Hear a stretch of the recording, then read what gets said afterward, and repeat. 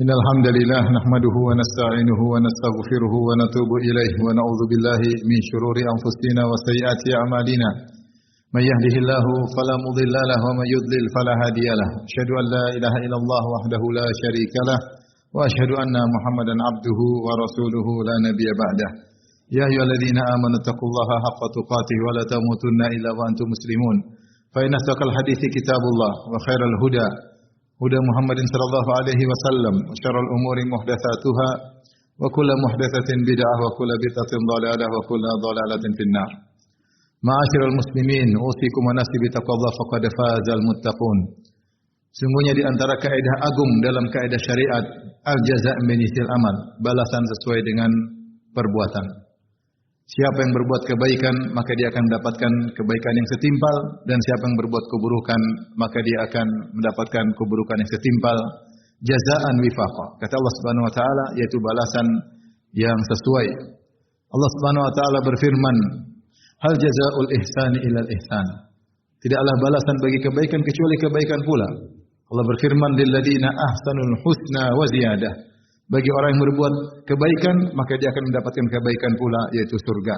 Summa kana aqibatul lil ladzina asa'u su'a. Dan kemudian balasan bagi orang yang berbuat keburukan adalah keburukan pula. Kayak ini dalilnya terlalu banyak dalam Al-Qur'an maupun dalam hadis-hadis Nabi sallallahu alaihi wasallam.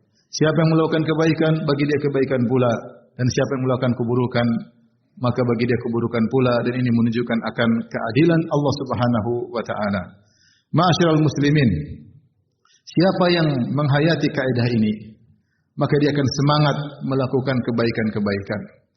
Karena kebaikan yang dia lakukan akan dia raih di dunia dan juga di akhirat. Dan siapa yang menghayati kaidah ini, maka dia akan berhenti dari banyak keburukan. Karena keburukan yang dia lakukan, dia akan mendapatkan balasan setimpal, cepat atau lambat di dunia maupun di akhirat. Di antara dalil yang menunjukkan akan hal ini, Rasulullah sallallahu alaihi wasallam bersabda misalnya, man radda an irdi akhihi raddallahu an wajhihi anin nar. Siapa yang membela harga diri saudaranya, maka Allah akan membela wajahnya dari neraka jahanam. Maka disunahkan bagi seorang jika ada saudaranya dijatuhkan, maka dia bela saudaranya tersebut agar dia dibela dari neraka jahanam. Sebaliknya, siapa yang mencari-cari kesalahan saudaranya, man tatabba'a aurata akhihi tatabba'a Allahu auratahu. Siapa yang mencari-cari aib saudaranya, maka Allah akan mencari-cari aibnya. Wa man tatabba'a Allahu auratahu yafdahu walau kana fi baiti ummihi. Dan siapa yang Allah cari aibnya, maka Allah akan bongkar aibnya meskipun dia berada dalam rumah ibunya. Demikian juga siapa yang menyembunyikan aib orang saudaranya, man satara musliman satarallahu yaumal qiyamah. Siapa yang menyembunyikan aib saudaranya, maka Allah akan menyembunyikan aibnya. Jika Allah membuat kita memandang atau mengetahui aib saudara kita, maka hendaknya kita tutupi aib tersebut. Niscaya Allah akan menutup aib kita di dunia, terlebih lagi di akhirat. Siapa yang ingin aibnya diumbar di dunia, terlebih lagi jika aibnya diumbar di akhirat. Oleh karenanya al-jaza min jinsil amal, balasan sesuai dengan perbuatan. Contoh lagi kata Nabi sallallahu alaihi wasallam, Allahumma man waliya min amri ummati syai'an farafaqa bihim farfuq bihi. Ya Allah, siapa orang yang mengurusi urusan umatku, yaitu menjadi pejabat, mengurusi urusan umatku, kemudian dia bersifat lembut, bersikap lembut kepada umatku, farfuq bihi, maka lembutlah kepadanya. Wa man waliya min amri ummati syai'an fashaqqa alaihim fashfuq alaihi. Siapa yang mengurusi urusan umatku, kemudian mempersulit mereka, mempersulit urusan pemerintahan, mempersulit urusan umatku, maka sulitkanlah dia pada hari kiamat kelak, di dunia maupun di akhirat. Maka ini peringatan bagi orang-orang yang bekerja di pegawai negeri yang mengurusi urusan umat, urusan masyarakat, maka bersikaplah baik dan lembut, niscaya Allah akan beri kebaikan kepada Anda. Jika Anda melakukan sikap yang kasar, niscaya Allah akan membuat susah Anda di dunia, terlebih lagi di akhirat, cepat atau lambat. Di antara juga misalnya Allah Subhanahu wa taala berfirman, "Wa idza qila lakum Ya ayyuhalladzina amanu idza qila lakum tafassahu fil majalisi fafsahu yafsahillahu lakum. Wahai orang beriman, jika dikatakan kepada kalian lapangkanlah tempat duduk, artinya bukalah ya tempat agar orang lain bisa duduk, memberi kelonggaran bagi orang lain. Fafsahu, maka berilah kelonggaran kepada orang lain, yafsahillahu lakum, maka Allah akan beri kelonggaran bagi kalian. Siapa yang beri kelonggaran pada orang lain, Allah akan beri kelonggaran baginya.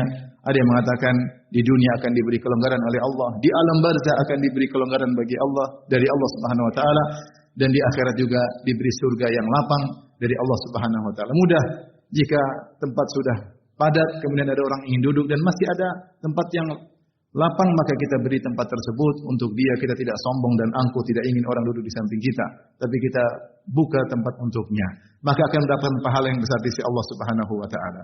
Nabi SAW juga bersabda, "Man nafasa an mu'min kurbatan min kurabid dunya, nafasallahu anhu kurbatan min kurabi yaumal qiyamah." Siapa di dunia seorang meringankan beban penderitaan orang lain, maka Allah akan meringankan penderitaannya pada hari kiamat kelak. Penderitaan dunia tidak ada bandingannya dengan penderitaan hari kiamat. Jika ada saudara kita yang butuh bantuan, kita bantu, kita ringankan, meskipun penderitaan tersebut tidak hilang. Sekedar kita ringankan penderitaannya, maka pada hari kiamat kelak Allah akan meringankan penderitaan kita di hari yang sangat dahsyat. Sebaliknya, siapa yang mendolimi orang lain, maka dia akan kesulitan pada hari kiamat kelak. Kata Nabi SAW, "Az-zulmu zulumatun yaumal qiyamah." Sungguhnya kezaliman adalah kegelapan yang bertubi-tubi, bertumbuk-tumbuk pada hari kiamat kelak. Yaitu sebagian ulama menafsirkan dia akan merasakan kesulitan, kepayahan sejak dibangkitkan sampai melewati tahapan-tahapan pada hari kiamat. Ketika disidang, ketika dihisab, ketika ditimbang amalannya, ketika melewati sirat, maka dia akan mengalami kesulitan-kesulitan yang berat karena dia mendolimi sesama kaum muslimin, mendolimi orang lain. Maka seorang waspada, bantulah orang lain dan jangan mendolimi orang lain. Siapa yang mudah memaafkan, maka Allah akan memaafkan dia. Kata Allah Subhanahu wa taala, "Falyafu wal yasfahu, ala tuhibbuna ayaghfirallahu lakum." Maka berlapang dadalah dan maafkanlah. Tidakkah kalian suka jika Allah mengampuni kalian? Orang mungkin di dunia ini membuat kita jengkel, ada yang mendolimi kita, ada yang menyakitkan hati kita, ya, membuat dada kita menjadi sempit, sesak. Maafkanlah dia. Kalau Anda ingin diampuni oleh Allah, maafkan dia. Dunia ini hanyalah sebentar. Kita maafkan orang lain, maka Allah akan memaafkan dosa-dosa kita. Semakin kita berlapang dada darinya, maka semakin besar dosa-dosa kita diampuni oleh Allah Subhanahu wa taala. Dan demikianlah berbagai macam contoh dicontohkan oleh Nabi sallallahu alaihi wasallam sebagai penerapan dari kaidah al-jaza' bijzal amal, balasan sesuai dengan perbuatan. Aqulu qouli hadza astaghfirullah li wa lakum wa lisal muslimin min kulli dhanbin khati'ah fastaghfiru innahu huwal ghafurur rahim.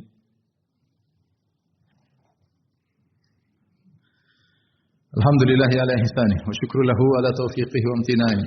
Asyhadu an la ilaha illallah lahu la syarika lahu ta'ziman li sya'nih wa asyhadu anna Muhammadan abduhu wa rasuluhu da'ila ridwanih. Allahumma shalli alaihi wa ala alihi wa ashabihi wa ikhwanih.